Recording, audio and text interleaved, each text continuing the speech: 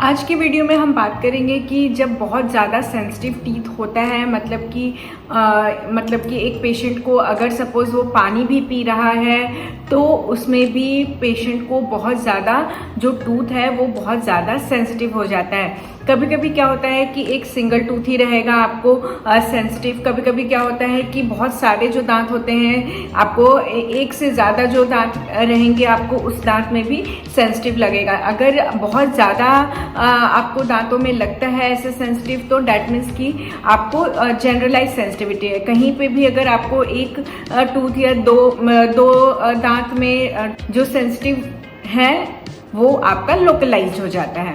तो generalise category में जब दांत आते हैं तो डैट मीन्स कि जनरलाइज मतलब आपको कहीं पे भी मतलब ऊपर वाले दांत में, नीचे वाले दांत में, ऊपर में आपको कम से कम 4 से 5 दांत में या फिर नीचे वाले में 4 से 5 दांत में आपको इतनी सारी दांतों में जो सेंसिटिव है वो आपको दांत जो है वो आपको सेंसिटिव लगता है। और लोकलाइज्ड कैटेगरी में अगर हम आते हैं तो लोकलाइज्ड में आपको कहीं एक पर्टिकुलर रीजन में आपको सेंसिटिव लगता है।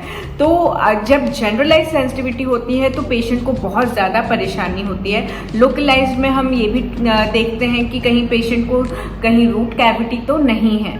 और जनरलाइज्ड में हम ये देखते हैं कि अगर पेशेंट का दांत बहुत ज़्यादा घिस गया है या फिर उसका जो इनेमल लेयर है, जो ऊपर में जो लेयर होता है, जो सफ़ेद लेयर होता है, वो तो कहीं नहीं निकल गया है क्योंकि एज के हिसाब से इनेमल का वेयर एंड टेयर होता है। तो अगर सपोज बहुत ज़्यादा इनेमल का वेयर एंड टेयर हो गया है, डैमेज हो गया है, तो इन दैट केस हम उसे कैसे ट्रीट करते हैं वो भी हम लोग आपको ये वीडियो में बताएंगे। अगर मेरे वीडियोस आपको अच्छे लगते हैं तो please subscribe to my channel, share, like and press bell icon for further information. तो चलते हैं हम अपने वीडियो की ओर। और अगर मुझसे कंसल्टेशन करना है तो आप कंसल्ट भी कर सकते हैं। मेरे डिस्क्रिप्शन बॉक्स में नंबर दिया हुआ है, आप वहाँ पे जाकर के व्हाट्सअप करिए, कॉल नहीं करिए। एंड कंसल्टेशन जो है चार्जेबल रहेगा। कोई क्वेश्चन है तो आप मेरे वीडियो के कॉमेंट सेक्शन में भी जाकर के कॉमेंट करके पूछ सकते हैं।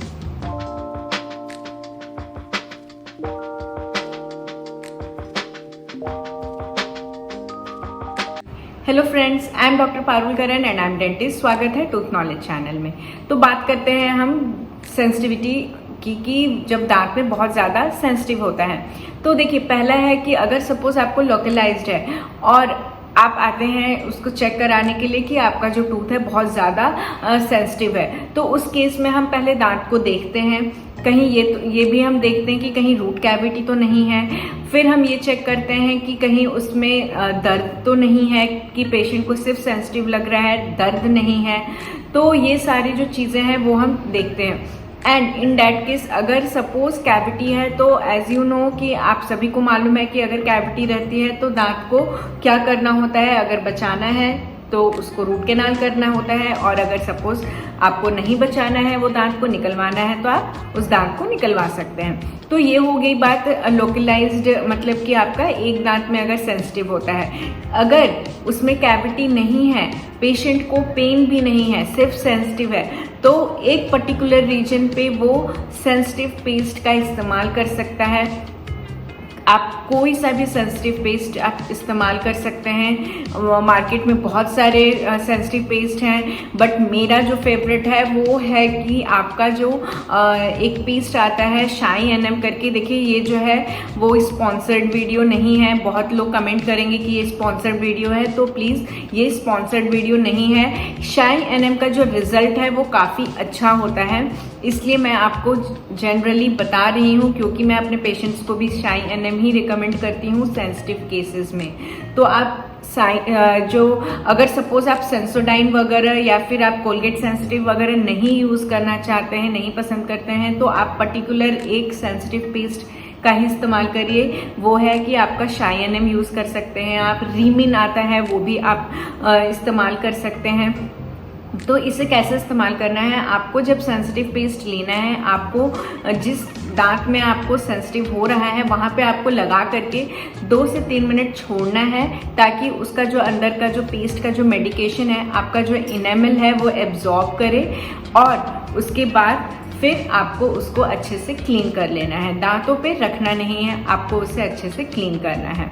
तो ये आप कम से कम 3 महीना करिए एंड देन फिर आप 3 मंथ्स के बाद अपने रेगुलर पेस्ट पे, जो आपका रेगुलर पेस्ट है वो इस्तेमाल करिए। और जब भी किसी को भी अगर सेंसिटिव है दांत, तो प्लीज़ वो क्लोजअप या जेल फॉर्म या बहुत ज़्यादा हाई मिंट फ्लेवर्ड वाले जो पेस्ट होते हैं वो उसका इस्तेमाल ना करें। जनरली वो उन्हें जो अपना नॉर्मल पेस्ट होता है उसका ही इस्तेमाल करना है। वो ज़्यादा से ज़्यादा ट्राई करें कि नॉर्मल जो आपका पेस्ट आते हैं, टूथपेस्ट आते हैं, उसका इस्तेमाल करें। वो जेल फॉर्म का इस्तेमाल ना करें। साथ में हाई मिंट वाले भी जो पेस्ट्स आते हैं उनका इस्तेमाल ना करें। फिर अगर सपोज आपको जनरलाइज्ड सेंसिटिविटी है, तो उसमें हम पहले ये देखते हैं कि कहीं आपका इनेमल जो है वो बहुत ज़्यादा तो डैमेज नहीं हो गया है, या फिर बहुत ज़्यादा दांत घिस तो नहीं गया है। अगर बहुत ज़्यादा दांत घिस गया है तो फिर हम दांतों के ऊपर रूट कैनाल करके और फिर कैप डाल देते हैं। या अगर सपोज ये सारे इश्यूज नहीं है, क्योंकि जब दांत घिसता है और फिर ये जो इनेमल का जो वेयर एंड टेयर होता है वो एक पर्टिकुलर रीजन एज से स्टार्ट होता है। जैसे कि आप बहुत ज़्यादा जिनका एज हो गया है 40 प्लस हो गए हैं, तो उन केसेस में बहुत ज़्यादा दिखता है। या फिर जिन्हें ब्रक्सिज्म का हैबिट है, यंग एज में भी जिनका ब्रक्सिज्म का हैबिट है, डैट मीन्स कि वो अनकॉन्शियसली दांतों को चबाते हैं, तो घिसते हैं, पीसते हैं दांतों को, तो उस केस में भी इनेमल का वेयर एंड टेयर होता है और उसकी वजह से भी पेशेंट को सेंसिटिविटी हो सकती है। तो अगर सपोज ऐसे केसेस में पेशेंट को सेंसिटिविटी है, तो फिर वो हम उन्हें जनरलाइज जो आपका नॉर्मल जो आपका माउथ वॉशेस आते हैं वो हम देते हैं। आपके नॉर्मल जो लिस्ट्रीन या कोलगेट प्लैक्स वगैरह आते हैं वो नहीं, मैं उसकी बात नहीं कर रही हूँ।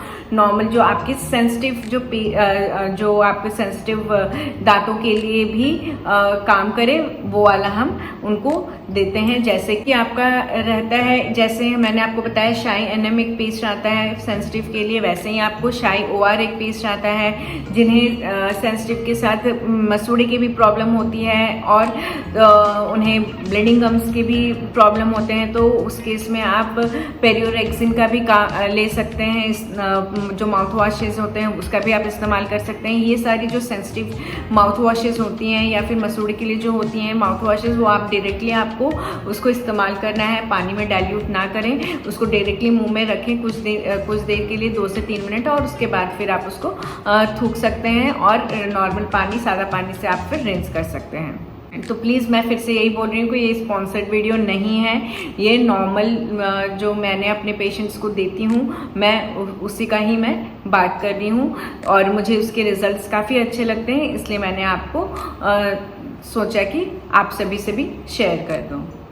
और अगर सपोज आपका जनरलाइज्ड सेंसिटिविटी है, बहुत सारे दांतों में है, तो भी आपको जो पेस्ट यूज़ करना है वैसे ही यूज़ करना है। आपके पूरे दांतों पे पहले उसको लगाना है, लगा करके छोड़ देना है, फिर आप उसको 2 से 3 मिनट के बाद ब्रश में, आपको पेस्ट नहीं लेना है, सिर्फ ब्रश को पानी से वेट करके, गीला करके और फिर ब्रश करना है। जी हाँ, आपको ब्रशिंग का भी टेक्निक रहना चाहिए। आपको जब भी सेंसिटिव है या फिर आपके दांत बहुत ज़्यादा घिस गए हैं, तो आप प्लीज़ अल्ट्रा सॉफ्ट जो ब्रशेस आते हैं उसका ही इस्तेमाल करिए। अल्ट्रा सॉफ्ट ब्रशेस इनेमल को डैमेज नहीं करता है, तो आप अल्ट्रा सॉफ्ट ब्रशेस का इस्तेमाल करिए। प्लस आप सही तरीके से ब्रश करिए, आपकी जो टेक्निक होनी चाहिए वो प्रॉपर होनी चाहिए। मैंने इसके ऊपर वीडियोस बनाया हुआ है, आप जाके देख सकते हैं। एंड जब भी आप ब्रश करते हैं, क्योंकि हम 2 बार तो ब्रश करते ही हैं, तो हार्ड ब्रश की ज़रूरत नहीं है, आप अपना सॉफ्ट ब्रश भी यूज़ कर सकते हैं।